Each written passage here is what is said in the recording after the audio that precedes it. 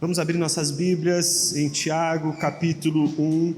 Nós vamos ler dos versículos 2 a 4. Tiago, capítulo 1, versículos 2 a 4.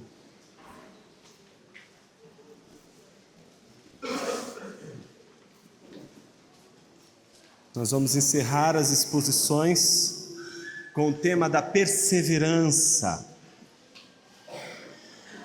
O texto, portanto, de Tiago 1, do versículo 2 a 4, nos servirá de fundamento escriturístico para pensarmos sobre o que Deus nos ensina, através de Tua palavra, sobre perseverança. Diz assim a palavra do Senhor: Meus irmãos, tenham por motivo de grande alegria o fato de passarem por várias provações, sabendo que a provação da fé que vocês têm produz perseverança. Ora, a perseverança deve ter ação completa, para que vocês sejam perfeitos e íntegros, sem que lhes falte nada. Oremos. Pai querido, fale conosco através de Tua palavra, que o Teu Espírito Santo ilumine nossa mente para que ela possa entender o que dizem as Tuas Escrituras. Que no nome precioso de Jesus possamos confiar na obra maravilhosa que Ele realiza através da luz poderosa do Espírito. Assim oramos no nome dEle, no nome de Jesus. Amém. Tem muitas cenas do Senhor dos Anéis que me capturam a mente, o coração também. Mas a mais gloriosa de todas elas, na minha opinião, é depois de Frodo tentar de todas as formas se livrar de uma arapuca que ele mesmo se enfiou por confiar nas palavras de um falso amigo. Foi justamente quando ele entrega os pontos, tudo está perdido, que aparece justamente aquele fiel amigo, aquele amigo que ele dispensou quando o falso amigo parecia ser o verdadeiro amigo. É o verdadeiro amigo que aparece quando os falsos amigos, que parecem ser verdadeiros amigos, mostram a sua verdadeira face. Ele aparece no momento difícil em que Frodo não vai conseguir se livrar daquela arapuca sozinho. Então, eles estão no sopé da montanha. Essa é a cena que eu mais gosto. Ainda não chegou o fim da missão. Os dois precisam chegar até o fim. E enquanto Frodo está exaurido, cansado, e alguém cansado, alguém exaurido, alguém que perdeu as forças, muito facilmente perde o foco, muito facilmente perde do horizonte o lugar para onde tem que ir. E fica entregue à dor, à angústia, e aquilo que é mais forte do que a dor e a angústia, o cansaço, o esgotamento. É nessa hora que Sam, ao contrário de Frodo, ainda consciente da missão, no sopé da montanha, descansa, mas o suficiente. Ele sabe que tem uma missão, e ele não pode cumprir essa missão sem descanso. Mas ele não pode descansar mais do que é necessário. Ele descansa, mas o suficiente para levantar, estender as mãos e convidar Frodo novamente para o cumprimento da missão. Só que Frodo ainda tem na sua alma a memória da traição. Então, quando Sam estende as mãos para que ele possa sair daquela condição que se encontra e retomar a caminhada rumo ao êxito na missão, ele na hora rejeita as mãos de Sam. Ele acha que Sam está de olho exatamente naquilo que o falso amigo tinha os seus olhos postos. É nessa hora que o Sam precisa olhar para o Frodo e dizer: Senhor Frodo, este anel não é o meu objeto, o meu objetivo não é possuí-lo. E aí ele diz uma das coisas mais gloriosas: este anel é o seu peso. Eu poderia dizer biblicamente: este anel é a tua cruz. o meu peso, a minha cruz é outra. E é nessa hora que ele pega Sem no colo, que não consegue caminhar, põe nos ombros e diz: o seu anel, senhor Frodo, é pesado demais para mim. Me foi dada uma missão menor, com um peso menor. Eu não posso carregar o seu anel, mas eu posso carregá-lo. E põe ele nos ombros e leva até o cume da montanha para que Frodo possa cumprir a sua missão. É interessante como os dois enfrentam diversas provações até chegar ao limiar, até chegar ao ponto X. E no ponto X a gente só tem dois: um que persevera e outro que não persevera. Perseverar não é você lutar até o último minuto, é você lutar até atravessar o último minuto. Não adianta você passar 40 dias no deserto e no último minuto cair em tentação. A última provação vai colocar em teste a perseverança. E não poderá dizer que perseverou aquele que desistiu no início, como aquele que desistiu no final. Mesmo aquele que ao longo das provações foi insistindo, não perseverará se cair no fim da linha como aquele que caiu na primeira linha. É sobre isso que a gente vai falar hoje. A gente vai falar sobre a perseverança como uma ação completa, como uma ação que se cumpre. Não é com a capacidade que você tem de resistir, mas é cruzar a linha de chegada. Não é chegar perto da linha de chegada, é cruzar a linha de chegada. Não é chegar perto da praia da Normandia, é chegar na Normandia. Não é se aproximar e quase, foi quase. Não é o foi quase, é chegar, é cruzar a linha. Tiago nos oferece 3 ensinos fundamentais para a compreensão bíblica da perseverança. A primeira delas é a alegria, versículo 2. A segunda, confirmação, versículo 3.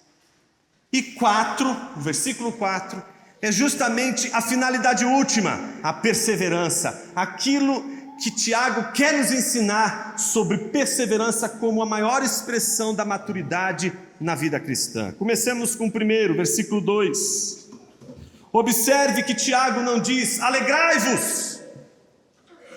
Não, Tiago não está dizendo para uma igreja que está sob intensas provações e perseguições, para uma igreja que está sofrendo as provações, para uma igreja que está mergulhada em tribulações, para uma igreja que está em meio a dores. Ele não está dizendo alegrai-vos. O imperativo de Tiago não é alegrai-vos.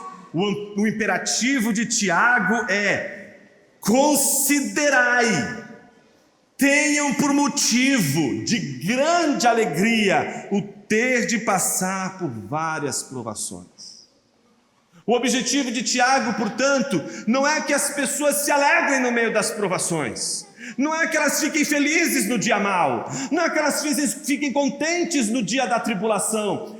Considerem. Em primeiro lugar, considerem a possibilidade de no dia mais terrível, nos dias mais tribulosos da sua vida, considerai ali, naquele instante, motivo de grande alegria. Ele não está dizendo motivo de alegria, eu vou repetir: motivo de grande alegria. Não é normal, meus irmãos, não é normal. Nas nossas considerações, nas provações, nas tribulações, nós consideramos o oposto. Nossa cabeça funciona assim: nas provações, nós temos que considerar como motivo justamente a tristeza. Mas o que Tiago está dizendo é: considere como motivo de grande alegria. Quem foi atravessado por esse texto foi Jonathan Edwards. Quando ele tinha uma posição que a igreja não concordou muito com ele. E a igreja não só excluiu Jonathan Edwards, mas alguns membros da igreja perseguiram ele, mesmo quando ele foi fazer missão entre os indígenas. E ele passou por uma intensa aprovação. E eu cito Jonathan Edwards por uma única razão. Jonathan Edwards é um dos que mais pensou sobre avivamento no nosso contexto de origem evangelical. Ele é o que mais pensou o que é ser um crente avivado. E ele tinha muita dificuldade de dizer quais são os sinais que eu posso olhar para pessoas avivadas e dizer: isso aqui é um avivamento genuíno, esse aqui não é um avivamento genuíno. Por exemplo, há quem acha que o avivamento deve ser definido pelas línguas. O Jesus diz: você fala em língua estranha? Aí a gente tem que definir o que é língua estranha. Mas antes de definir o que é língua estranha, as pessoas se perguntam: o que faz uma pessoa ser avivada? Ela fala em língua estranha, ela tem algumas manifestações do Espírito. Então ela é avivada. Bem, resposta errada. Jonathan Edwards não considera que todos estes sinais que hoje nós julgamos serem sinais preciosos, fundantes para dizer que uma pessoa ela é avivada, é aqueles sinais que ele julga serem os sinais responsáveis por definir quem foi que viveu, quem foi que teve uma experiência profunda com Deus. Em outras palavras, o que o Jonathan está dizendo é: pessoas podem ter experiências gloriosas com Deus, e quando a gente olha uma tendo experiência, outra tendo outra experiência, elas são tão parecidas, mesmo a falsa como a verdadeira, que você não consegue saber se um ou o outro, qual dos dois aqui está tendo uma experiência real, genuína com o Espírito. Ele chegou a uma conclusão: eu preciso de textos bíblicos que me deem sinais de que o avivamento acontece de forma genuína na vida de uma pessoa.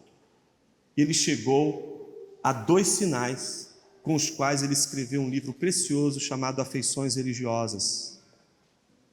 Nessas afeições religiosas, Jonathan Edwards diz que se existem 2 sentimentos que podem comprovar como um sinal que alguém foi atravessado pela obra do Espírito, se chama amor e alegria. Mas não amor e alegria quando as coisas estão bem, não quando as coisas estão a mil maravilhas, mas é a alegria no dia mau. É o único sinal, porque Jonathan Edwards chega à seguinte conclusão: que os únicos que conseguem sobreviver ao naufrágio, sobreviver às provações e ter um motivo de contentamento, mesmo num dia sombrio, foram aqueles que foram consolados e atingidos pelo Espírito de Deus. Portanto, a alegria não é aquela que a gente sente e que qualquer outra pessoa poderia sentir. Não, estas não são sinais do verdadeiro avivamento. O sinal, a alegria como sinal de um verdadeiro avivamento é justamente aquela alegria, aquele contentamento que pode chegar até nós, mesmo no meio de uma tribulação. Segunda coisa importante ainda nesse primeiro tópico, observe, ele não diz apenas considerai motivo de alegria o fato de passar por provação, mas no plural, por várias provações. Ele não está dizendo que os crentes vão passar uma provaçãozinha, pelo menos na vida deles, uma eles vão enfrentar. Não, o que o Tiago está dizendo para a gente é que a nossa jornada, ela é repleta de provações. Nós vamos atravessar provações, estamos atravessamos e atravessaremos provações até o último dia. As provações não faltarão na nossa jornada, as provações não nos faltarão, elas nos acompanharão, onde quer que nós estejamos. Se você está infeliz no lugar que você está vivendo, e acha que se pegar um avião e for para um outro país, uma outra ilha, e que ali você vai viver feliz para sempre, como se não tivesse mais provações, ali você encontrará provações, porque as provações fazem parte da vida do crente. E aí a minha pergunta para você nessa manhã: por que as provações fazem parte? Porque sem elas não temos como dar sinal sinal da verdadeira conversão, do verdadeiro arrependimento, do verdadeiro avivamento. As provações são a contraprova da alegria, mas ao mesmo tempo é a fonte da alegria. Sem elas, não podemos viver o contentamento nas provações. Sem elas, nós conseguimos viver o contentamento, conseguimos provar a alegria, mas é com elas, as provações, que nós podemos provar a alegria, o contentamento nelas, no meio delas. Observe, meus irmãos, tenham por motivo de grande alegria o fato de passarem por várias provações. Então Tiago está dizendo no primeiro momento, considerem que é possível contentamento, um grande contentamento no meio das tribulações. Segundo, versículo 3, sabendo que a provação da fé que vocês têm produz perseverança.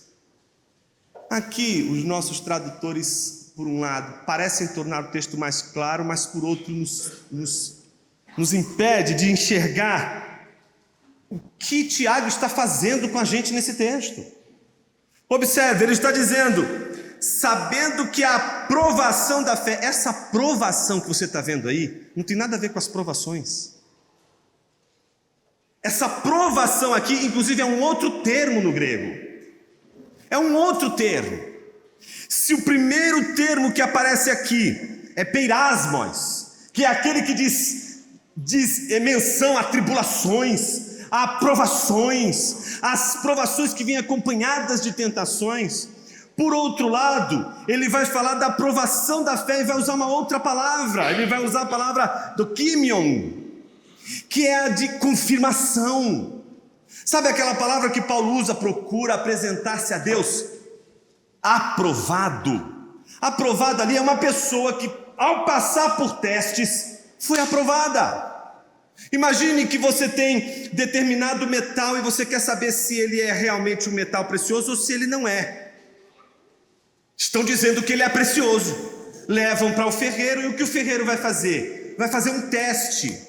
Vão olhar para aquela moeda e vai dizer assim, parece que ela é verdadeira, porque tem todas as aparências. Você olha e pelas aparências é a mesma coisa que a moeda falsa. Você não consegue distinguir a moeda verdadeira da moeda falsa. Mas aí o que acontece? O ferreiro faz um monte de testes com a moeda.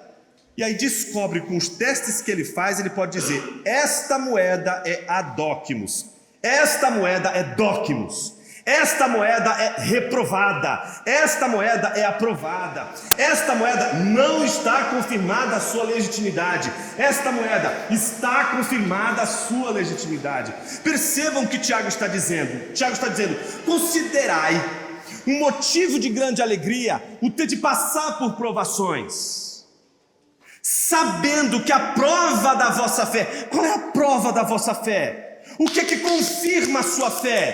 Aquilo que Jonathan Edwards está defendendo. A alegria no meio das tribulações. Só crente consegue encontrar essa alegria no Senhor. Só crente consegue encontrar esse contentamento no Senhor, num contexto em que ele tem todas as razões do mundo para chorar, e que se ele se entristecer, que ele se enlutar, que ele sofrer, que ele perder as esperanças, ele tem todas as razões do mundo para isso. Ninguém está tirando dele essas razões. Mas o que Tiago está dizendo, a despeito de tudo isso poder acontecer e não ser errado isso, porque você é crente, você pode provar um grande contentamento, que é justamente o sinal que marca e que prova a sua fé, que no dia da tribulação, dia que você pode ter todas as razões do mundo para chorar, você também pode ser invadido pela alegria suprema, a alegria que o mundo não conhece, alegria que aqueles que não compartilham do sangue do Cordeiro não conseguem entender. Então observe o que ele está dizendo, sabendo que a prova, a confirmação da fé que vocês têm. Qual é que é a confirmação da fé que vocês têm? A alegria, essa alegria que prova, certifica, autentica, valida a sua fé, essa alegria, validada por sua fé, ela produz um fruto, é como se ela fosse uma árvore. E o fruto que ela produz é a perseverança. A perseverança, portanto, é o nosso terceiro ponto, versículo de número 4. O que é a perseverança? O que Tiago entende que é resultado dessa alegria confirmada no meio das provações e que produz perseverança. Terceiro e último ponto. Ora, a perseverança deve ter ação completa, para que vocês sejam perfeitos e íntegros, sem que lhes falte nada. Essa palavra perseverança, ela é linda demais. Se você pudesse olhar uma pessoa carregando um pedacinho de pano aqui na cabeça, outro balde, cheio de água e cantando. Já viu essa cena em algum lugar na vida? Nunca viu? As lavadeiras do Nordeste, nunca viram isso? Elas põem ali e vão cantando. Duas coisas elas precisam: ter força e o que falta em mim em todos os sentidos, equilíbrio. Certo? Porque ela vai cantando numa boa, certo? Mas vai levando, ela vai carregando algo, ela está sempre sob um peso. Isso é hipomone. Hipomone, essa palavra é hipó, está abaixo, está abaixo de um peso. A ideia, portanto, de perseverança é a imagem de uma pessoa debaixo de um peso. Ela está carregando um peso, ela está sempre debaixo de um peso, ela não está livre de pesos, ela não está caminhando meramente, ela não está andando plenamente, sem peso algum, não, ela está com peso. E eu não sei vocês, mas todas as vezes que a gente tem que fazer alguma coisa, a gente está livre de algo, é uma dinâmica, mas quando a gente tem que carregar algo, é outra história. É outra história. Então, quando a gente corre com uma criança para o hospital, quando a gente tem que levar alguma coisa e a gente tem que segurar nos braços e a gente fala, meu Deus, e agora? Está faltando força. E você faria aquilo tranquilamente, mas o peso não só te inibe o equilíbrio, mas te gera cansaço. A perseverança, ela lida com cansaço. Por isso, nessa manhã, eu me dirijo a você, crente que persevera. Porque se você persevera, você está sob uma cruz. A Bíblia diz que se alguém quiser seguir a Jesus, este alguém deve tomar a sua cruz e deve carregar a sua cruz. Perseverar é assumir o peso. Perseverar não é se livrar do peso, não é se livrar da missão. Tem pessoas que não conseguem ir adiante, tem pessoas que diante das provações perdem a alegria. E a grande pergunta é: por que a fonte da perseverança está na alegria? Por que Tiago está tão preocupado com aquilo que certifica a fé deles, que é a alegria? Porque quando falta alegria, nós somos sucumbidos pelo cansaço. Sem alegria, nós não conseguimos carregar o fardo que temos de carregar. Não estou me referindo ao fardo que você carregava antes de Cristo Jesus. Eu estou me referindo ao fardo que você tem de carregar, justamente porque você se voltou para Jesus. Não é fácil a gente cumprir a missão. E todas as vezes que a gente tem uma missão a cumprir, o primeiro obstáculo é o cansaço. O cansaço dos mesmos dias, fazer as mesmas coisas, repetir as coisas nos mesmos dias, nos mesmos horários. A nova geração, meus irmãos, está sofrendo por causa disso. Percebam a nova geração. A maior dificuldade não é a força, não é a inteligência, não é a habilidade. Eles são habilidosos, eles não sabem nem o que é revista, eles só sabem ver assim, ó. Eles fazem esses movimentos. Entende? Se você é da minha geração, você faz movimento é com jogar peão, né? Soltar pipa, você faz outros movimentos com a sua mão. Eles já fazem assim, eles veem uma revista e já fazem assim. Entende? Olha na tela do computador. Quem diria que você faria um negócio desse? Ele vai olhar na tela do computador e vai fazer assim para tentar passar o negócio. Eles têm uma outra habilidade, é uma outra cabeça. Eles estão com muitas informações, têm habilidades mil, têm uma capacidade de conhecimento rápido das coisas, assimilam conhecimento com uma velocidade incrível, mas não conseguem durar 6 meses no emprego. E se vão construir, vão edificar uma empresa, nem que seja uma startup, para ganhar o seu primeiro milhão. Que o sonho é esse, eu quero ganhar o meu primeiro milhão. Mas não consegue passar de 6 meses trabalhando na sua startup, não consegue. Veja que eu não estou falando de algo que diz respeito só a uma geração, eu estou falando de algo que atravessa gerações. O cansaço é o maior inimigo da perseverança. Um crente cansado de cantar, cansado de orar, cansado de dobrar os joelhos, cansado de meditar nas escrituras, cansado de se envolver com a igreja, cansado de se envolver com a diaconia da igreja, cansado de se envolver com as pessoas, cansado de se envolver no dia a dia dos membros da igreja, cansado de se voltar para Deus, cansado, não consegue ter prazer, ter gozo, ter alegria, ter contentamento. Eu não estou dizendo para você que Jesus vai tirar suas cargas, mesmo porque Ele disse: vinde a mim todos os que estáis cansados e sobrecarregados. Eu tenho certeza que desde o segundo tópico do sermão você já está com isso engatilhado aí.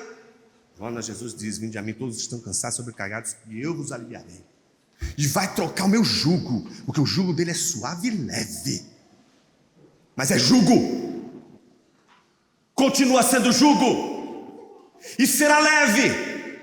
Para aqueles que encontrarem a confiança no Senhor e perceberem que todo fardo se torna leve quando temos alegria no Senhor.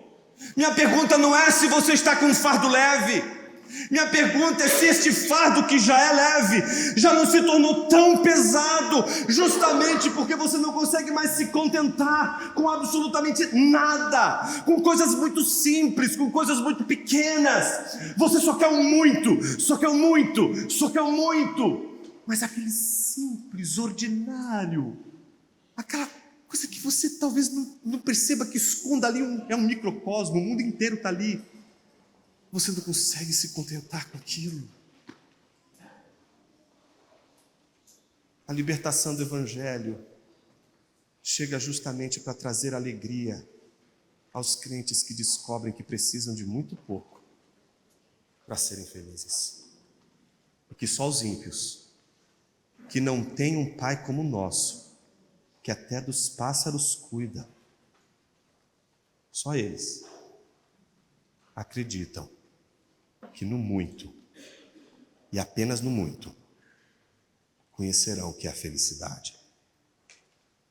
Quero me dirigir a você, crente cansado, e que está cansado não por causa do jugo leve que o Senhor te deu, mas por causa do próprio jugo que você se impôs a você mesmo, porque você esqueceu que a alegria do Senhor é muito mais jubilosa, traz muito mais deleite do que todas as apostas de felicidade que você traçou para a sua vida.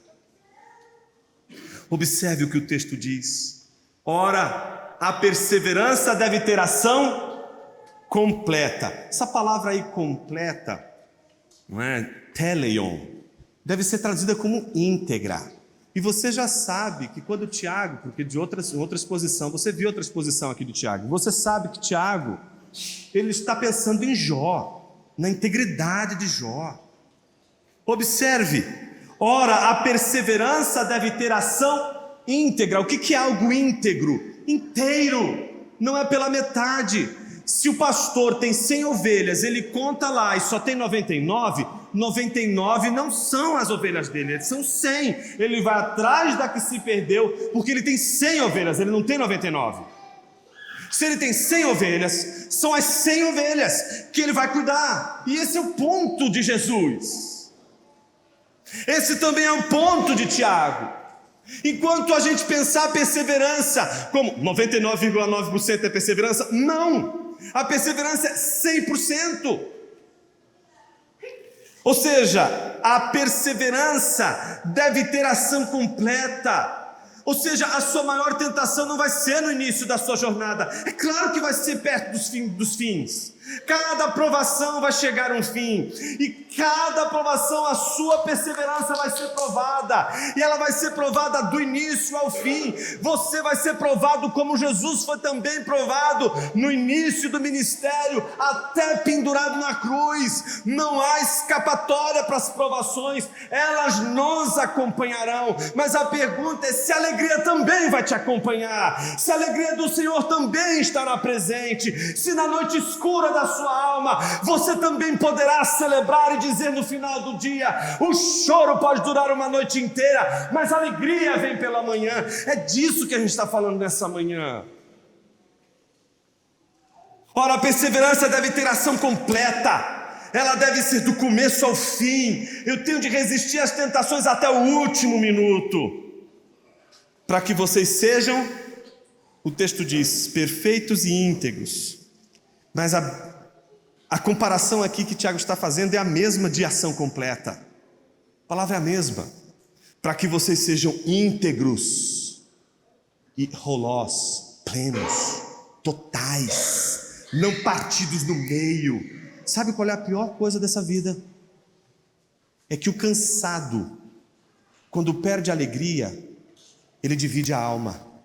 Ele se torna aquilo que lá embaixo Tiago vai chamar de dípsicos, que é o contraste com o íntegro. Ele quer que aqueles que deram a prova da fé pela alegria nas provações e que tornaram-se perseverantes e com perseverança plena e que se tornaram íntegros, estejam do lado oposto dos dípsicoi. Quem são os dípsicoi? São todos aqueles de alma dividida, alma cindida. Alma cindida é alma duvidosa, é alma que não sabe para onde vai. Ela está tão cansada que ela não sabe se desiste, ela não sabe se continua. Ela é como a onda do mar, é jogada para um lado, é jogada para o outro. Ela não consegue decidir, ela não tem foco, ela não sabe mais qual é a missão, ela não sabe mais o que ela tem que entregar e o que ela tem que receber. Ela perdeu a consciência de si, perdeu a consciência do desafio que está diante dela. Ela está cansada, dividida, então ela resolve fazer a única coisa que uma pessoa dividida faz nessas horas: chutar o pau da barraca e dizer: acabou, não quero mais nada, vou ficar aqui, enterrado nessa cama. A alma dividida, ela te tira o foco, mas ela te duplica. Eu sei que você fala sozinho, eu também falo. E é normal que quando a gente pense, a gente duplique a nós mesmos para a gente conversar com a gente mesmo. Mas às vezes esse duplo, ele é demoníaco. As pessoas, elas nunca pararam para pensar isso, mas se você pensar um pouquinho, agora, nesse sermão todo, você estava conversando do começo ao fim com o seu duplo. Você não consegue sonhar sem esse duplo. Não existe um ser humano que consiga pensar sem o duplo. Você só consegue pensar por causa do duplo. Animais não fazem duplo. Você quer ver por que você é diferente de um animal? Você bota um espelho na frente do animal, o que o animal faz? Late, não é? Porque não consegue produzir um duplo. Ele acha que é outro. Eu nunca vi um ser humano olhar para o espelho e latir para si mesmo. Até hoje eu não vi. Porque você não precisa fazer isso. Porque você é uma pessoa que conversa consigo mesma. Você está falando com você o tempo todo. Você está conversando com você o tempo todo. O tempo todo você está pensando em voz alta. Às vezes, sem som nenhum. Mas é aquela voz de uma alma dividida. De uma alma que não consegue decidir. De uma alma que não consegue concordar. Você é uma alma dividida. E em nenhum momento você entra em acordo com você mesmo. Isso é um dipsicós. Um dipsicós é uma pessoa que nunca entra em acordo consigo mesma. Sabe por que ela nunca entra em acordo consigo mesma? Porque inimigos precisam de mediação. Precisa de um mediador. E o único mediador que vai tornar a sua alma íntegra é Jesus Cristo. É Ele que vai apaziguar a sua alma dividida. É Ele que vai apaziguar as suas dúvidas, as suas incertezas, as suas inseguranças. É Ele que vai dizer exatamente o que você precisa ouvir nesta manhã. Não confie em você. Não confie em seu duplo. Não confie em seus amigos. Não confie em absolutamente ninguém. Confie única e exclusivamente no Senhor da tua vida. Porque Ele estará no fim da jornada, consciente de que aquele que te chamou vai te dar todo o poder que você precisa para perseverar até o fim. Todo aquele que foi chamado pelo Senhor pode até ter sua alma dividida como foi o Jó, mas não vai blasfemar contra o Senhor. Vai rasgar as suas vestes, vai amaldiçoar até o dia do seu nascimento. Poderá até dizer: Deus meu, por que me abandonaste? Mas jamais sucumbirá à divisão, jamais perderá a confiança, jamais desistirá, jamais abandonará pelo caminho, jamais jogará as coisas para o alto. Vai continuar o caminho, vai perseverar até o fim. Jonas, qual é a mensagem de Deus para mim hoje? É uma só. Jesus também perseverou, Jesus também carregou, mas eu não quero falar da cruz que Ele carregou, não da madeira que Ele carregou, porque até para carregar daquela madeira Ele precisou de ajuda, e teve gente que foi eleita ali para ajudá-lo a carregar aquela madeira quando Ele não aguentava mais carregar. Mas não é desta imagem que eu quero que você agora preste atenção, mas é aquela imagem que faz do Cristo o carregador de nossas dores, de nossas angústias, de nossos sofrimentos. A Bíblia diz que Ele levou sobre si todo o peso do nosso pecado, Ele levou sobre si todo o peso das nossas afrontas e ofensas, Ele levou o peso de toda a nossa desconfiança, desespero e falta de fé nele. Ele levou sobre os seus ombros até aquela cruz, horrenda cruz, para que dando a sua vida pudesse levar você até o fim. Jonas, eu não estou entendendo. Você ainda não está entendendo? Você não vai chegar até o fim da jornada. Você é um Frodo. Você não tem forças. Você está cansado. Você não está entendendo o que eu estou dizendo para você hoje? Não é você, não é sua força, não é suas habilidades. Eu estou falando daquele que vai te carregar, porque um dia carregou todas as dores do mundo, que vai te levar até o fim dessa jornada, porque levou todos os nossos pecados cravados naquela cruz. O que eu estou dizendo para você nesta manhã é que há sim um motivo de júbilo, há sim um motivo de alegria, há uma antecipação da sua perseverança, porque ela não depende de suas habilidades. Você não vai perseverar porque você agora passou a ser confiante no seu taco, porque agora você olhou para o espelho e disse: agora vai. Não, você vai perseverar porque mesmo você tendo uma alma dividida, Ele é poderoso o suficiente para mediar sua alma e te tornar íntegro, te tornar pleno e te conduzir até o final da jornada. Você vai perseverar a despeito de quem você é, a despeito da fraqueza e do cansaço que você se encontra. Você vai perseverar porque a obra é dele, não é sua. Você entende por que a mensagem de hoje não é, fica triste porque você precisa ir até o fim, mas Ele vai fazer tudo. Ele vai fazer tudo. Eu vou chegar lá. Você vai chegar lá. E E qual é a razão disso tudo? Considere. Põe a mão na sua cabeça hoje e considere como motivo de alegria o ter de passar por provações. Agora, considere isso. Considere essa possibilidade de, no meio das adversidades, você não sucumbir diante do cansaço, mas de ser tomado, possuído por um poder que não é seu, um poder que vem do alto e que te faz levantar do meio das cinzas e sobreviver às agruras da vida, sabendo que o teu Redentor vive e até o fim da tua vida vai te carregar como um pastor carrega as suas ovelhas e leva ao seu redil. Eu queria orar com você nesta manhã. Curva a sua cabeça.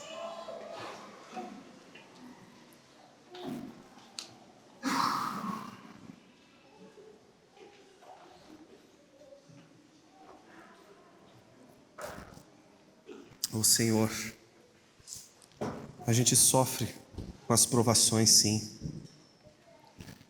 A gente fica cansado. Aí a gente começa a perder as certezas. A gente começa a perder confiança.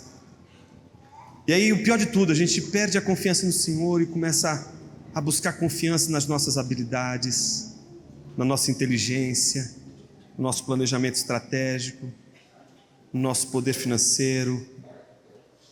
A gente pior pode confiar no governo, pode confiar no nosso chefe, pode confiar na empresa que nós trabalhamos. Às vezes a gente pode confiar no médico, a gente pode confiar tanta gente, porque a gente esqueceu de confiar no Senhor. Isso vai minguando as nossas forças de tal maneira que chega uma hora que a gente não aguenta, a gente fica cansado até para orar, Senhor. A gente não consegue nem mais ler a Bíblia, porque a gente foi atravessado pelas incertezas da vida. Mas hoje a Tua palavra nos exorta a considerar como motivo de alegria justamente passar pela aflição que estamos passando. E nós te perguntamos por quê, Senhor? Porque é a alegria que confirma a nossa fé, e é essa alegria que produz em nós uma perseverança tão poderosa, que nos permite, como ação plena, ir até o fim da jornada, íntegros, plenos, não nos faltando nada, alcançando, portanto, a maturidade, de provação em provação, e sabendo que o Senhor também não esteve livre de provações, mas vivenciou todas elas, e venceu todas elas carregando naquele madeiro todas as dores, angústias e incertezas que nós sofremos na vida. Mediou no nosso coração a nossa alma dividida, ora indo para um lado, ora indo para o outro. O Senhor trouxe unidade, e é o Senhor que pode trazer novamente unidade à nossa consciência que vive se dividindo. Nos ajude a pensar, Senhor, mas nos ajude a perceber a mediação do Teu Espírito, que sabe o quanto a dúvida pode nos arrastar a lugares sombrios. Guarda o Teu povo, nos guarde, Senhor, para que a gente possa sofrer e ao mesmo tempo nos alegrar no Senhor, confiando que a última palavra é sempre dada pelo Senhor e não por nós. Assim oramos, no nome santo do Teu Filho Jesus. Amém.